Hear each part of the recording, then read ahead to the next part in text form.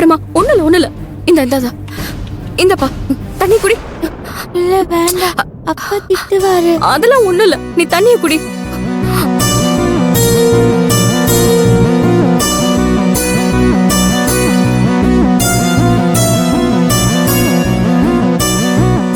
நீ நல்லா தானே ஓடுன, அப்படியே உங்க அப்பா உனக்கு இப்படி எல்லாம் பனிஷ்மெண்ட் கொடுக்கறாரு.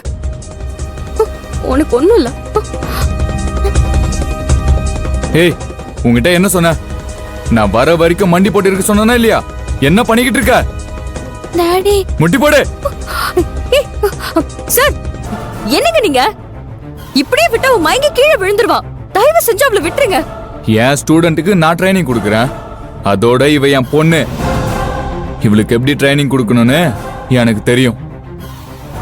ஆமா, நீங்க யாரு இதெல்லாம் கேக்குறதுக்கு? சார், நாங்க இங்க கேட்டரிங் சர்வீஸ் பண்ணிட்டு இருக்கோம். இவ்ளோ நேரம் நீங்க ட்ரைனிங் எடுக்கிறங்கிற பேர்ல மனிதாபிமானமே இல்லாம இந்த பொண்ணை வாட்டி வதைக்கிறத நான் பாத்துக்கிட்டு தான் இருந்தேன்.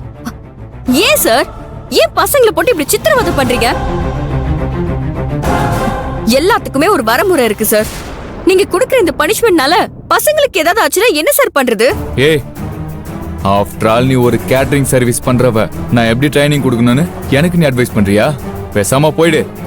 எந்திரிமா. சார், நானும் எல்லாத்தையும் எவ்வளவு நேரம் பார்த்துட்டு தான் இருக்கேன்.